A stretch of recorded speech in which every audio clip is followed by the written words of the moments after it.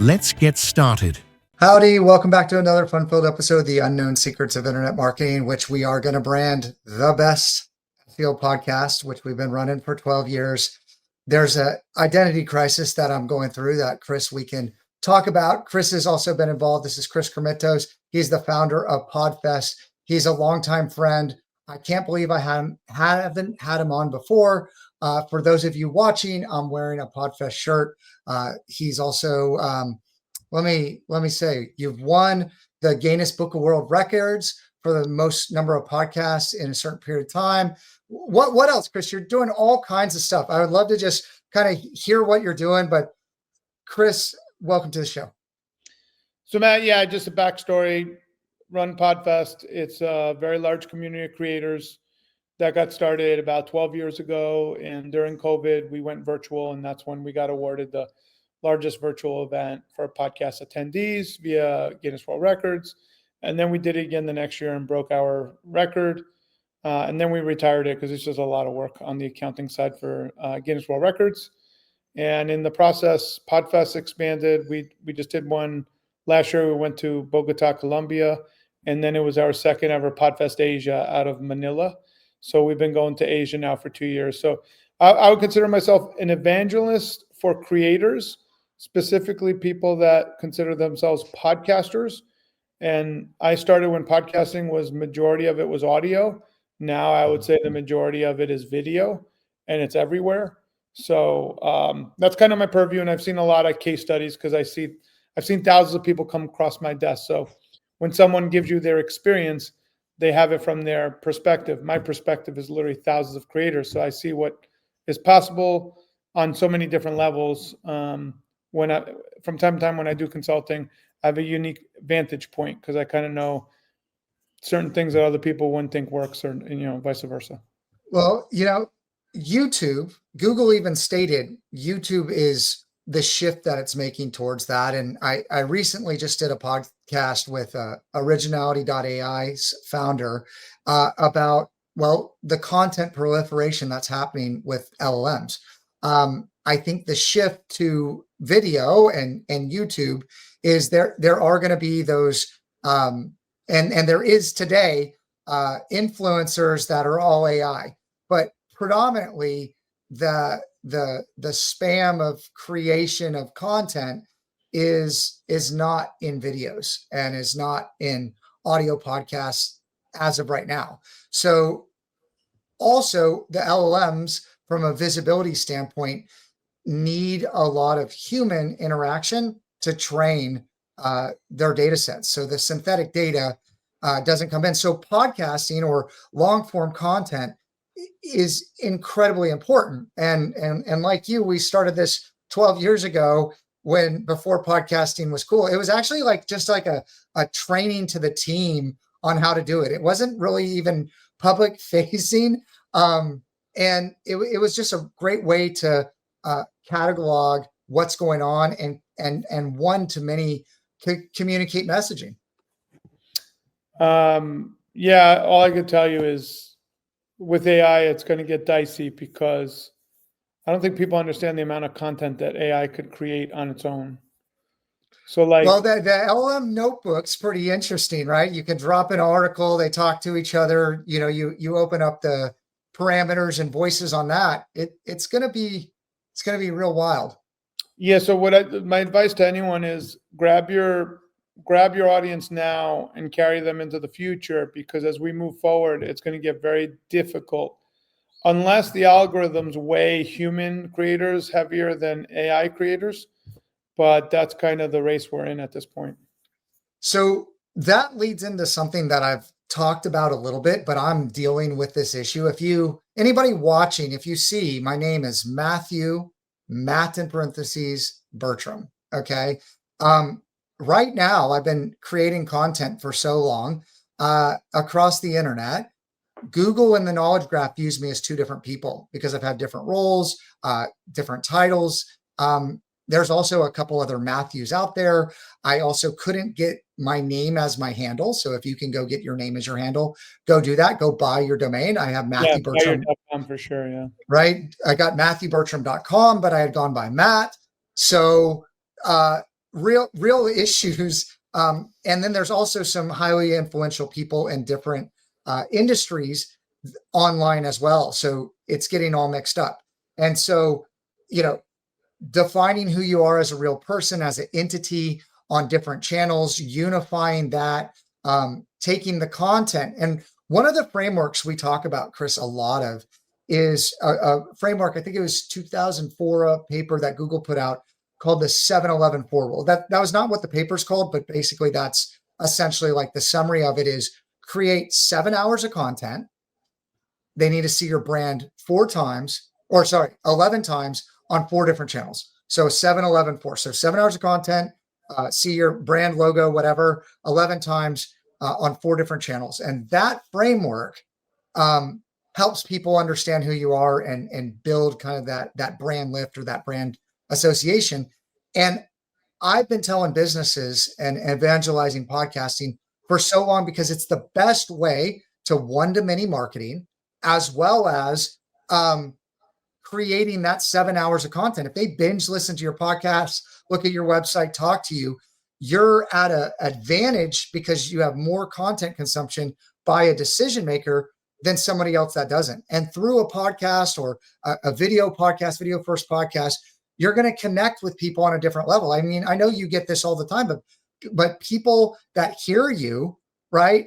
They don't know you, but when they meet you in person, it's like they know you, and then you're at a disadvantage because you don't maybe know them, right? Like, have you had experiences like that? I have, and I do have a piece of advice when creating content. I always say, think of your long form content in terms of short form, and what I mean by that is how many clips. Like when you're doing, a long time ago, I made a documentary for podcasting called The Messengers, a podcast documentary. And we got distribution, then I took it off and I put it up on YouTube for free. But I remember when I'd interview anyone, if anyone's ever made a documentary, you're thinking of how many sound bites did I get out of that interview? Because you need that to make a movie, to make it all bridge.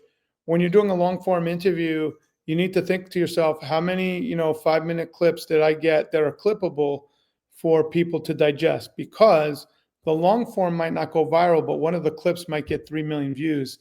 And then the long form gets 100,000 views thanks to that, funnel building from 3 million to now they want to see the long form. So just when you're creating content, you got to think of it. And the person that does it the best right now is Shannon Sharp, Club Shay Shay. When he's interviewing someone, he has notes that his team has prepared for him. And he's always asking questions that they know that they could make a really badass thumbnail. So like if he's interviewing, I don't know, a wrestler, he's always going to ask him, what was it like working with Vince? They already know that they have a thumbnail with Vince McMahon. People are going to click on that. What was it like working with Stephanie McMahon? They just go down the line of all the big names or whatever they could find and his questions. So then he has to do a dance and weave it into an interview process, but he's literally going for clips. And in a 3-hour show, he might get 12, 15 clips. Those clips now are generating tons of revenue and tons of views because that's what the super fans will watch the long form, but the casual fans will watch the clips and might watch the long form. Yeah, I see the clips being so important to get people's interest to bring them back. What I see not happening very well is people are putting out clips on a clip channel, and then they're not linking to the full interview. Because a lot of times people watch the clip, or at least I do, and I want to watch the full interview, and I can't find it, right? Then there's no identifying way to know who that is. Like there's a lot of kind of technical stuff. And then, I mean, what are your thoughts around that? Have you seen that? I mean, I would link it, but nowadays with everything changing so quick, I wonder if there's a strategy why they don't link it. But I personally would link to the long form because my objective is to get as many hardcore followers that absorb my content as I can if I were to advise a content creator. But there's so many different monetization strategies now. You always want to ask why the person's doing what they're doing because maybe they're doing something you haven't thought of yet. But I was just advising. I went to a show for aviculture. That's the people that love birds. And I met 2 influencers there. And you know what I found interesting, Matt?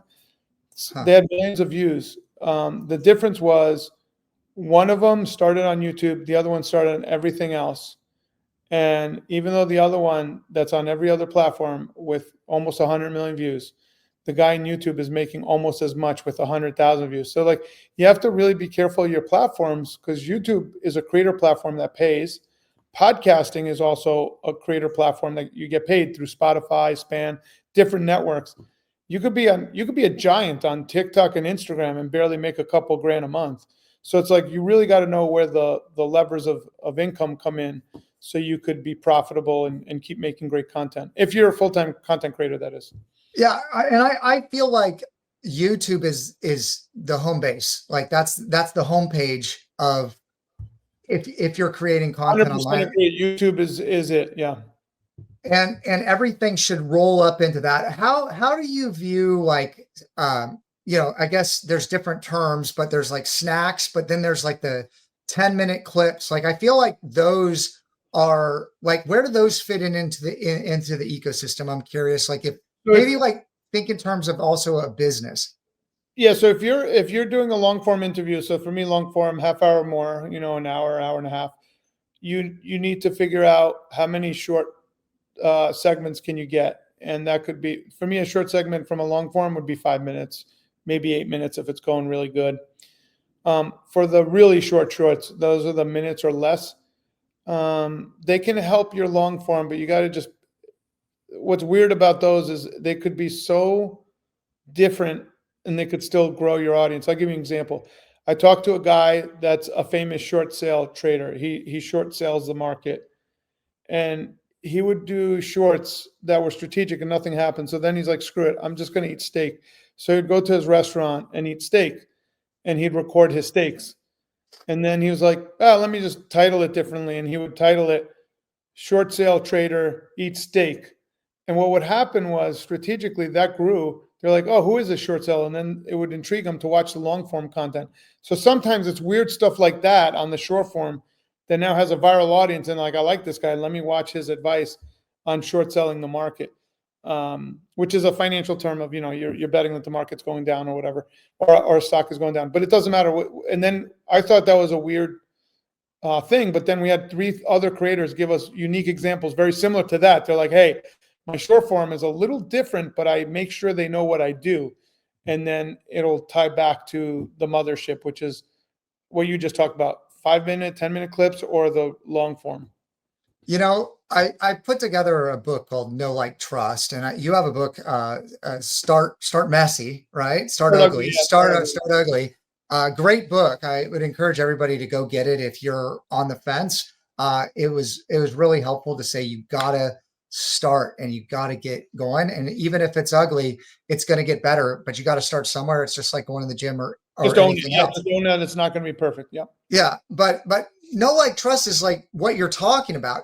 People got to know who you are. They got to like have some kind of association or like you before they care about what you say, if anything. So that kind of falls in line as, hey, I like steak, this guy likes steak, one of my best posts on Facebook. I did this Facebook challenge, posting every day. And I got about 20,000 views, and I have like no following on Facebook specifically. You know what? One of the best pictures I did was that got views was I was making breakfast for like a bunch of people that were staying at our house this summer. And it was just a picture of plates of eggs. Like, I just was like, I took a picture of all these plates of eggs. And that picture, I think, did better than anything else I ever posted, right? And so when people are posting pictures of food, everybody can associate with that or like that, and build that connection. So that's what you're trying to do, because if someone can listen to your podcast, they get to know you. But if they don't know you, how do they get associated with you? There's got to be a interest trigger. Yeah, so it'd be like CMO obsesses over his eggs, or marketing expert. That I'm always thinking titles. My wife is in the meditation space, and she was talking to some other channels like about their YouTube specifically. So I'm talking about YouTube here. And she goes, how are you guys getting views? And they go, what's interesting? We did these shorts of behind the scenes. Like, it wasn't even a meditation, of like creating a children's thing. And one of them went viral, and that literally brought 10,000 subscribers to the channel. Because if that thing brings millions, like, oh, I wonder what that sounds like. Oh, I like it. And then it drives them in. So what I found with short form, and on her short form, she creates mini snippets of the meditation.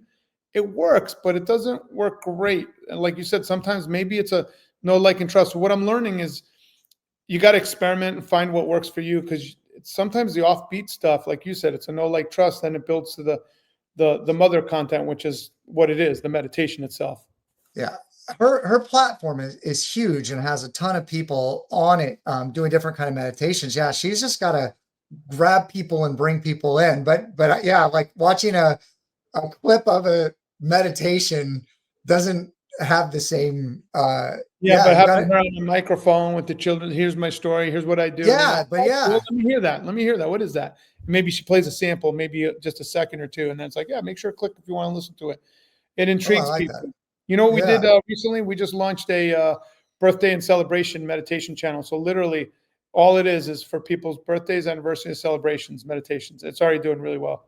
I love that. I want to switch gears and look at this from a company's standpoint, or somebody that wants to leverage these creators. Maybe they're a business owner or they're in-house marketer, and they're like, hey, we have budget for experimental things. We want to sponsor some podcasts, or we want to create like a short series or partner with the influencer, but they're not the influencer themselves. How have you seen those opportunities work to kind of build the path a little bit more for creators to find revenue outside of just the monetization on the channels? So here's my suggestion. If someone that's listening to this is a CMO of a big brand, they got budgets and they want to play in this space. The biggest problem is most of them play scared. And the challenge is when you play scared with creators, it doesn't work well. So you want to find the creators that you like in the space, and you want to tell them that you have money that you're going to invest with them as their partner. But I would lean on them and have them give you suggestions of how they think they could grow your brand, and work with them and their vision. All too often what I've seen is brands will dictate every little thing down to the commas and the periods. The creators do their best, but it doesn't really blow up a brand. I would definitely, so the way you would do it is you find, if I'm a brand and I want to find, I'll give you an example. So the best way I could do is just talk about a case study that I actually know about. My buddy, Gabe Eloisi, I helped produce his show in the early days. I still help advise, but really he does most of it now. He's the largest golf, in the US anyways, golf review channel for equipment. There's bigger ones in the UK, but he's like the top American, top 2 or 3, golf review. There was a company called Play Better that sells, they're a supply house that sells golf equipment, and their claim to fame is free shipping, right? So when Gabe was still, I think he had just hit 10,000 subs, they said, hey, we don't know how this works. Can we create something and test it out? And they were very honest with the creator. And then they gave Gabe a lot of latitude. Well, all I could tell you is Gabe has brought in millions of dollars, one creator, millions of dollars of sales into this supply house, where they went from a half a dozen employees to they're huge now. They're very big. But it was that partnership that worked well. And then they figured out a way to, that partnership's going on 3-4 years now. So like that long-term partnership could literally move 7, sometimes 8 figures just with one small creator. As they grow, you grow with them. So I would recommend talking to the brands, finding the creators you like, and understanding it doesn't have to be the biggest creator. It could be I like creators on the rise, because their fan bases are excited to grow with them, and they're excited to try new things. So, and that is a term, creator on the rise, within like metrics and stuff. They do metric that, people that are really bouncing off the metrics. I think it would be good to speak to a lot of times just when people are dipping into podcast partnerships or advertising, they're just looking at CPMs. Okay. They're just looking at CPMs, but like the horse network or the equestrian network, can you share some of those stories? Because if you have a really engaged audience, the value of what you're selling, depending on the ticket price, you don't have to have as many CPMs to be partner with that. That's what we do at OGGN. It's very targeted towards oil and gas. Yeah. And so it's not a pure CPM game when people want to sponsor shows in that arena? Yeah. So if you're a brand with budgets, I would not, you could do CPMs, that's fine. But if you could create like a true partner. So what happens with YouTubers, I'll just share with you what happens, and then I'll tell you the horse radio example. What happens with YouTubers is they might have a video that has 50,000 and the next video has 2,000. The moment you tie them to a CPM, they're all stressed out that they're not going to meet their goals. If you could tie it to a monthly program and say, hey, we want to be your partner. Let's just do a 90-day test. And you give them free reign. Say, let's round up the numbers. You give them the benefit of the doubt. And then you as the brand do a test, see how you like it. If you like them, then figure out what they call a minimum guarantee. Like, hey, we're going to invest $2,000 a month for the next year. But we need you to mention us in, one video every 3 times. But that repetition, by that end of the year, you're going to see some movement. With the golf example, what that supply house did was they said, listen, we're going to give you access to these cool gadgets before they go out so you can review them. Just throw us a mention that we have this equipment at our supply house. And it really exploded the numbers. For Horse Radio Net, we have a friend, you and I, named Glenn the Geek. He started the Horse Radio Network. And there was a guy that created a vibrating pitchfork for horse manure.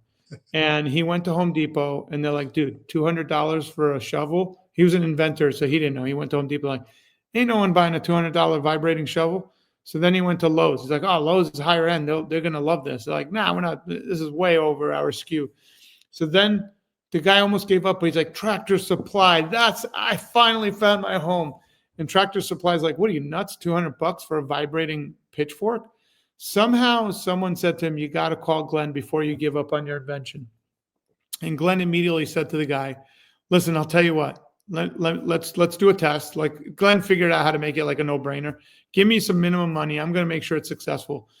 And Glenn talked about the vibrating pitchfork on Fridays. He knew that his people cleaned out their horse stalls on Fridays. That was like the day they were shoveling manure. And while it was called Stable Scoop. The show is actually called Stable Scoop. They scoop out the stables. And while they're talking, Glenn's like, man, I just tried this new vibrating pitchfork, whatever. It's great. My back feels great. They couldn't keep this freaking thing. The inventor couldn't keep it in stock. People were buying it. And it became a long-term partnership with this creator network. I think they were together for years. And this guy, his invention found a market and found a distribution channel through the online things. But there's a lot of things like that. And B2B is very easy because there's not a lot of B2B creators. So if you could find the key B2B influencers in your space, you could blow up very quickly because no one is savvy enough to go call them. So I want to share some tips, Matt, that's very important. You have to treat the creator with respect. The problem is if you're working at a big company, you think you're, we manage billions of dollars. The creator could care less. Let me be very clear. What the creator cares about is their content and their audience, which is what you want them to care about. The more respect and white glove service you could give to that creator, the more that relationship will have really big benefits for you and your business. Because if the creator shuts you off and doesn't like you, you're never doing business with that creator. And there's not like tons of them. There's only a few in every industry. So you want to be very good to all of them because they all talk as well. They compare notes. So you don't want to get a bad rap that you're hard to deal with because then other creators will talk and it'll be very difficult to create these partnerships. So I want to bring it back to something that's really disrupting the SEO industry is LLMs or ChatGPT, stuff like that. And we talked a little bit about the entity SEO and how important that individual is.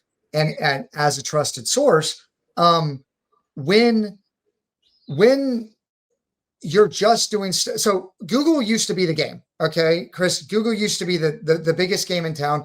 50% of that traffic has now left Google. It's everywhere. It's just all over the place. And so now it's a focus on transactional content when someone comes to your website, but it's not where people get information for. And these LLMs are going everywhere and people's search behavior has changed. They're everywhere. They're looking at, well, how many shares, how many likes, how many follows your business has. And there's tools and metrics out there that show you. And I see so many businesses 0, 0, 0, 0, 0, 0, 0. One of the best ways to get somebody to talk and share your stuff on social media is get some influencers behind you. One of my buddies who I'm going to bring on started Turtlebox. He kind of had an opposite, like, I'm not running any ads, I'm not doing any SEO. And he started at the other end of the spectrum, and he focused on sponsorships and partnerships and influencers. And the search volume for his brand, which is important, how many people are searching for your brand because it's about your brand today, is like, I don't even want to speak to the numbers, but it was off the charts. Okay. More than paid ads could drive you, like what he could pay for. And he built it all through creators and influencers. He just got Ducks Unlimited to sponsor him, right? The official radio of Ducks Unlimited, and like all this kind of stuff. And he leaned into that creator aspect of it. I think that digital marketing as a broad term and SEO, like, you need to build a unified strategy on multiple platforms with multiple creators, with multiple voices, because also you and I have had a number of conversations that, if we talk about, affiliate partnerships or something like that, you could have a small audience over here, you could have a giant audience over here, and the smaller audience is more engaged than the bigger audience, right? Like Kim Kardashian could tweet your stuff. That doesn't mean they're going to buy it, right? Like that doesn't mean people are going to buy it anymore. And so it's about these micro creators and trying out a couple different creators, a couple different combinations. And then there's even like this name, image, and likeness that's starting to happen in the sports arena. And so influencers and creators and content, I don't feel have got the airtime that they deserve and the share of the dollars. But I really think that's starting to change now, Chris, because people are finding their information on social media before they even pick something up, like a news article. They find it on social media before, and then there's like a fact checking kind of issue of people talking about stuff to get clicks. What do you see, if there's any of that you want to speak to, but like the proliferation of AI and fake content? Interested to hear kind of your predictions or trends of what you're seeing. I mean, I'm sure you've seen some predictions, but one thing we know is more content is going to get created. Like, let's just say, I don't know what the numbers are exactly, but let's say 100,000 pieces of content get created every hour. It's more, but let's just say that's the number. A year from now, it's going to be like 1 billion.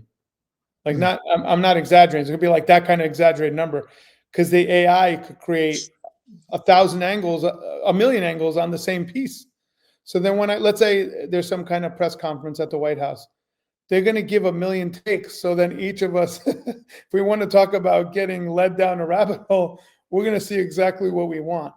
Now, the leaders of these companies have said that they're going to weigh the human creators at a higher level than the AI, because what happens is, if the AI competes with us, it wins every day of the week because it can over deliver content at a rate we just can't create.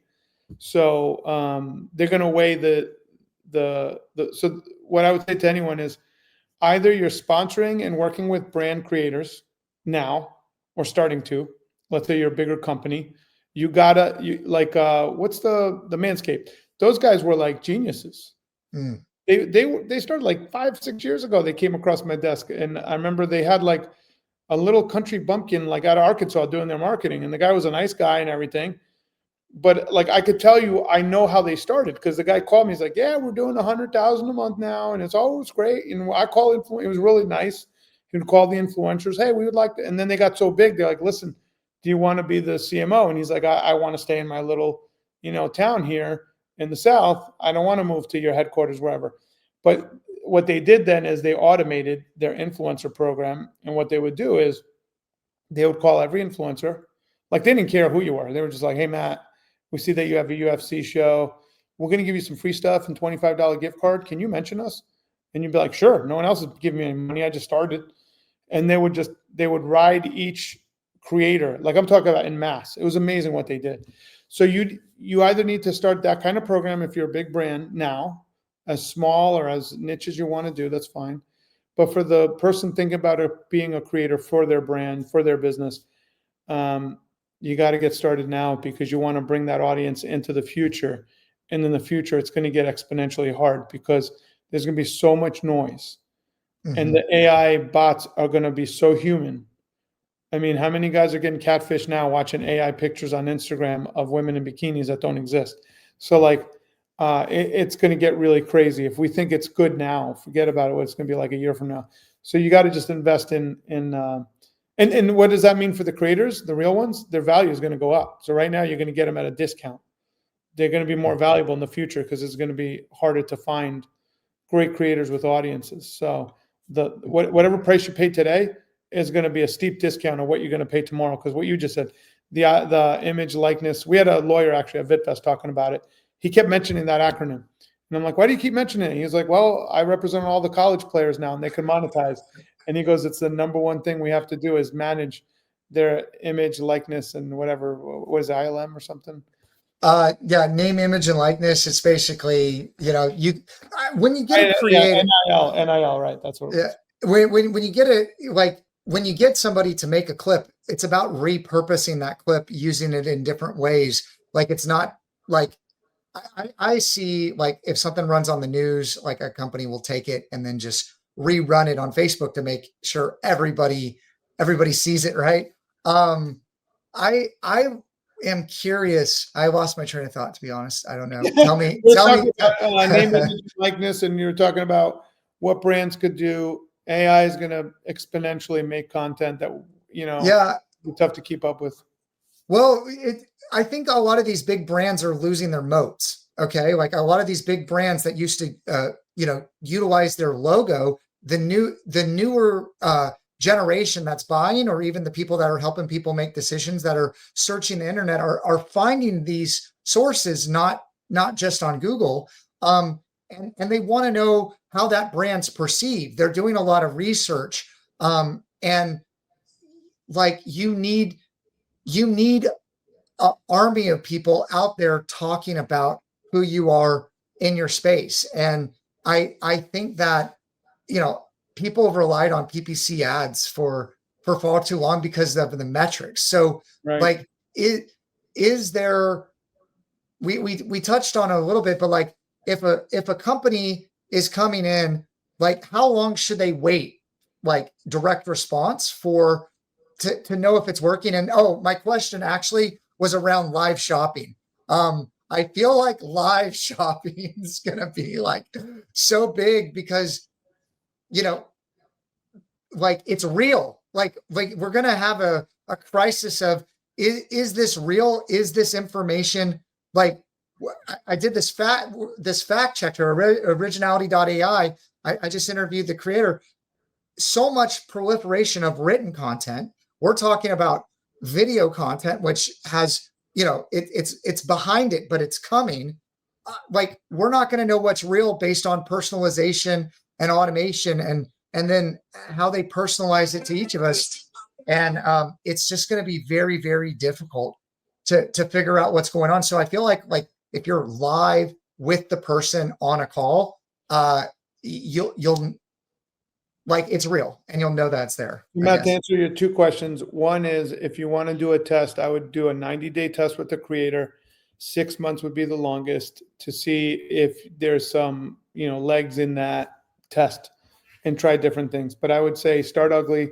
Don't worry about perfection. If you're a bigger brand, I would just have parameters of what they cannot do with your brand. Obviously, you want to protect your brand, but you got to get started and try different things.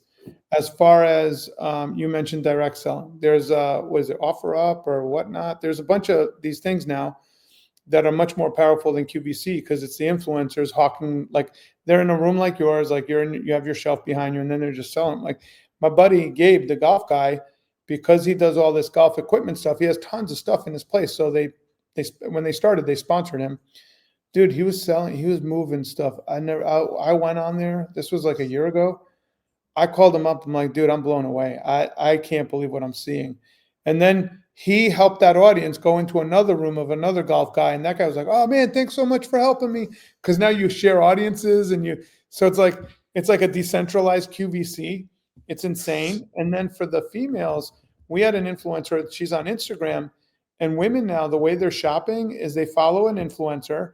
If they wear the dress from TJ Maxx, they could click on the dress and it literally sends it, once they put their size in, it sends them the dress to their home based on an influencer they saw shopping at Marshall's, TJ Maxx, you name it, Walmart. And I was like, what the heck is this? And then I forgot the website that organizes all of this, but it's all happening. The largest brands that are being launched now are from creators.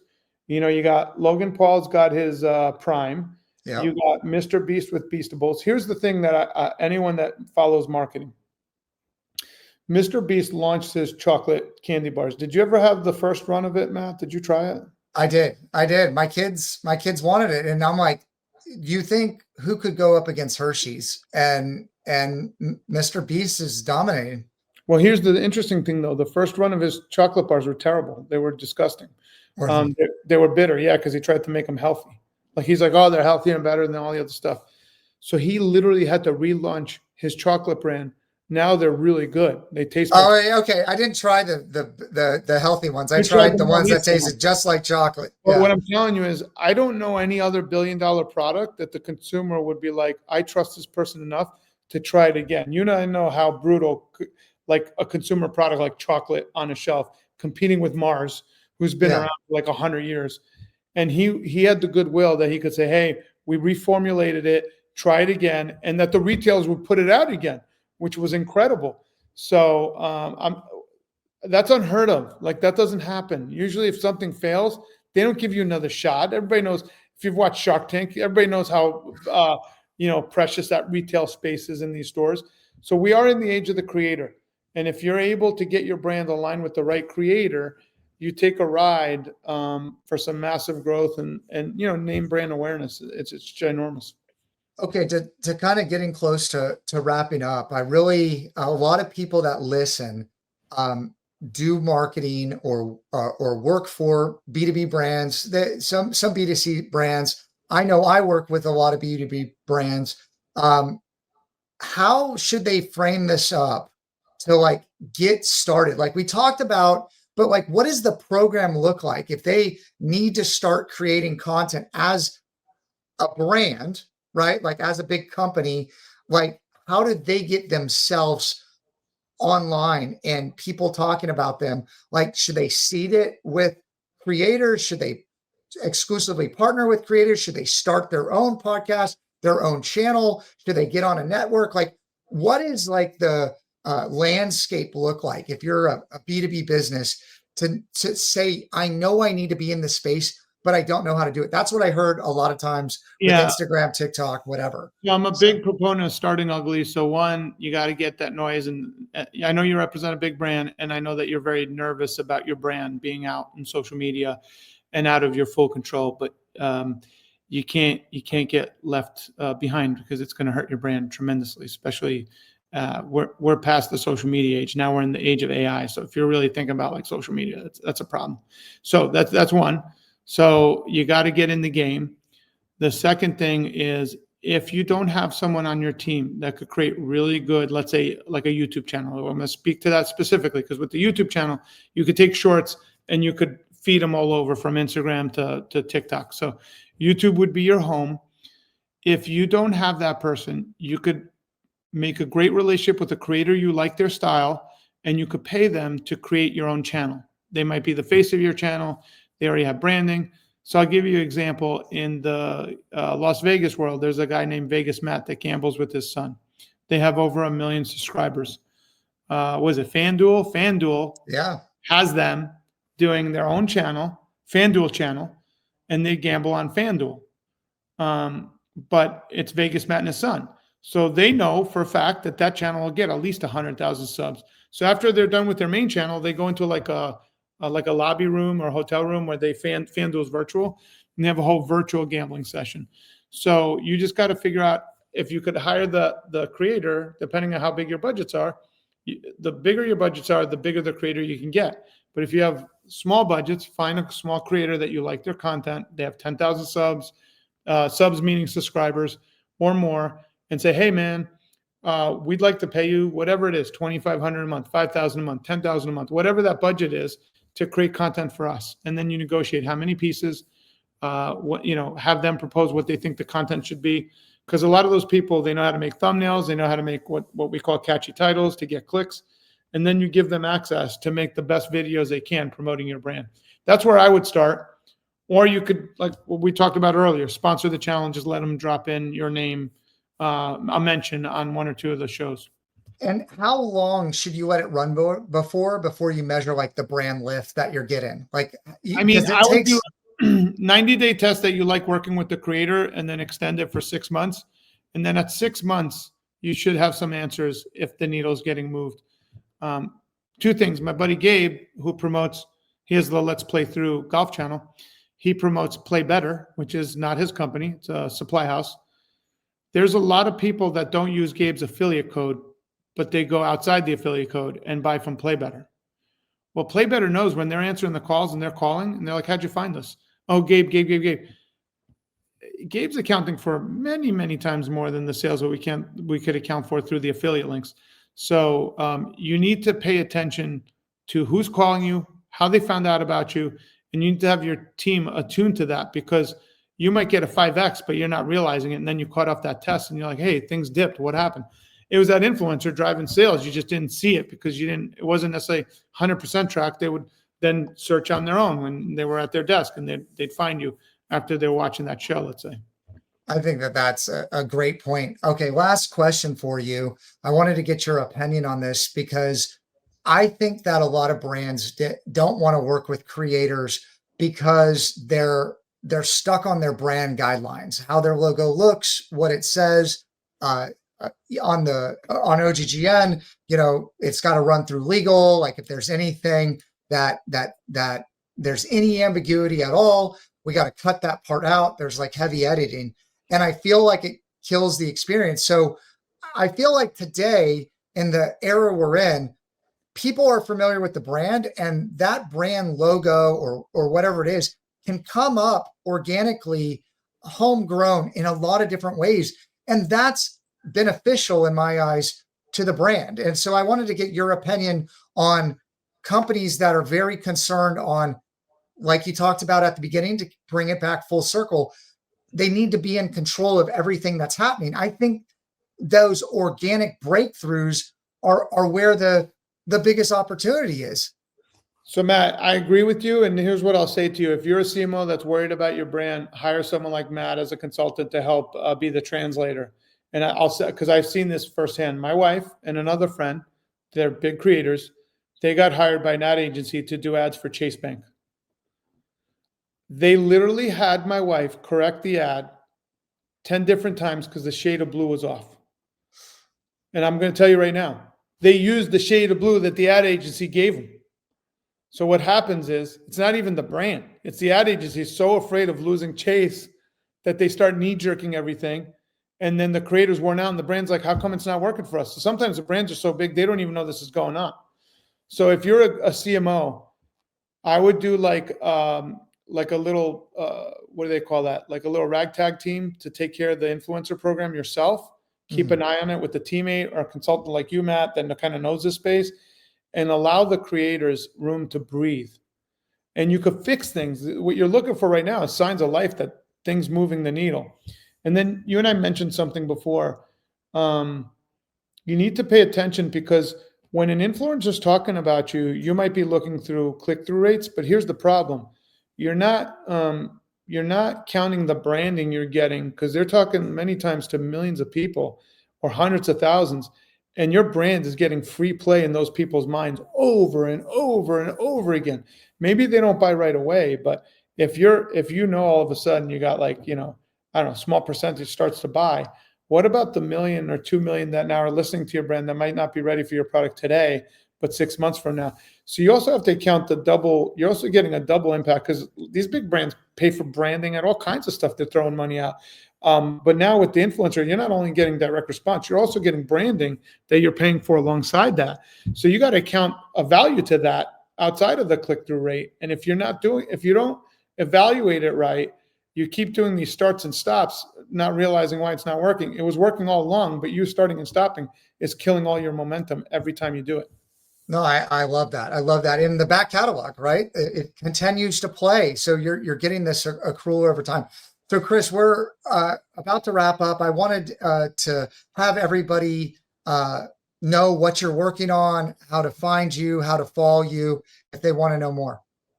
Last tip, and then I'll do that because last tip. You got my brain working. You got my brain working. Well, I can tell you this podcast, I'm like so intensely listening to you, I forget what I'm going to say next most of the time.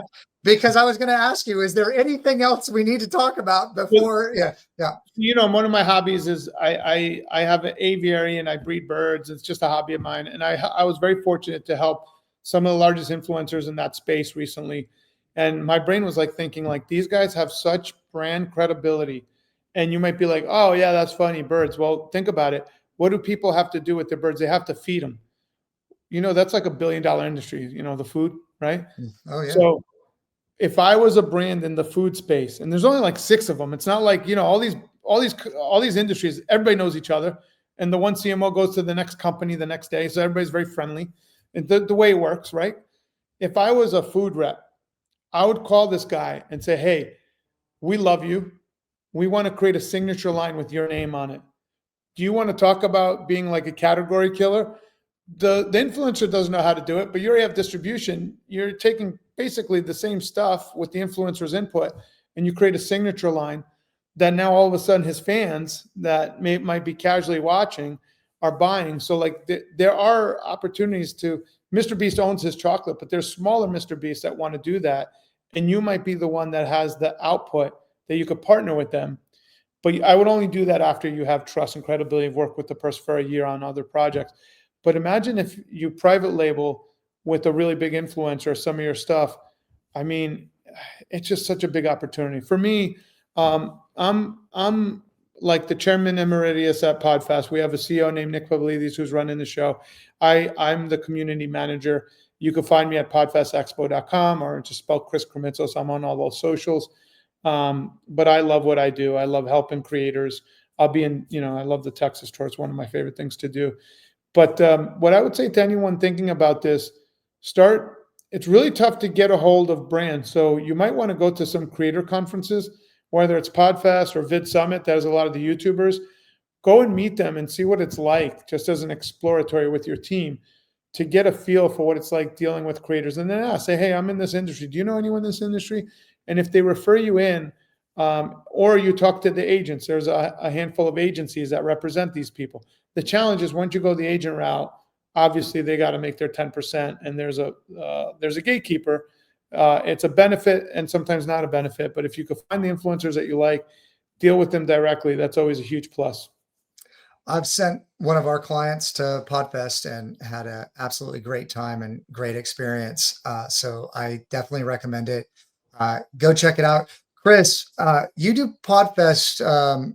Like, when is it usually in the year so people can check this year, it out? It's January 15th to 18th, 2026. It'll be our 12th Podfest. I'm going to give you a shout out because you helped us a while back. We needed some SEO help. And I was very suspect because I have, just like a lot of us, we've been burned by a lot of people, and you're the real deal. So I always appreciate that about you, Matt. And I would say if anyone needs like someone to help in this space, you're the go-to guy. Because when it comes to the B2B side, there's not a lot of people understand the complexity, the red tape that everybody has to jump through. And I know that's something you spent quite a while perfecting. And I know you and I are in t-shirts and stuff, but they don't realize like we've been doing business on the B2B side for a very long time. But we also have to relate to the creators, so we're bridging both gaps. And it's interesting that you and I could talk shop, but this creator economy, you're right. People aren't using Google is sweating. People don't know, but all the tech guys just went to the White House, and they said Sergey Brin is back to work because he's paranoid that Google's about to lose everything. And across the table from him is the guy Sam Altman from ChatGPT. Zuckerberg with Meta, that's not to be, don't sleep on him. He's got glasses. I got people filming first perspective, with the Meta glasses, and they're incredible. So like the innovation that's happening right now, I'm telling you, next year is going to be the foundation's getting laid this year. Next year, it's going to move so fast. What I would say is just call Matt and let Matt handle it, because I'm having trouble keeping up with it. And I always used to pride myself on like knowing what everybody doesn't know yet. And at this point, it's anyone's game. It's crazy how fast it's moving. Well, I appreciate that. We've been getting a lot more advisory engagements where I'm coming in as a fractional CMO on different issues. And to your point, there's a lot of unification. Like you have multiple agencies or multiple team members that are not working together. And then if you're managing a variety of different brands, it's kind of a mess. So I've come in with some publicly traded companies to kind of fix their process, to pull it together, to build SOPs, to workflows, to pull in some of the new technology, because it is moving so fast. So yeah, you can check me out at MatthewBertram.com, EWR Digital, of course. But yeah, we're hiring. We are hiring. We are scaling. Congratulations. Yeah. And so, yeah, reach out to us if you have work, or if you're awesome at what you do. We're getting deep experience in all these different verticals. If you want to grow your business with the largest, most powerful tool on the planet, the internet, call EWR from a revenue in your business. But we are incorporating LLM Visibility, and we are incorporating ChatGPT and Grok, and we're building MPC servers for clients, and AI is built into the workflows. Becoming an AI first business is really where it's at. It is taking off exponentially. You have to keep up with this. It's no longer about ads in Google anymore. That's why, and I had brought Chris in to advise, we were trying to look at a different name because it's spreading out. And we'll talk more about that offline, but we are launching a LLM Visibility certification. LLM Visibility is really where I think it's going in the short term. I think AI discoverability is where it's going in the long term. And that's, all different components coming together. Thank you so much. If guys, you like what we're doing, if you like people I'm bringing on like Chris, please leave me a review. Please share a little clip. We're starting to do clips on social media and YouTube. Like, I ask for your engagement. I want feedback. Please ask for a review. So thank you so much for sticking around till the end. My name is Matt Bertram. Bye-bye for now.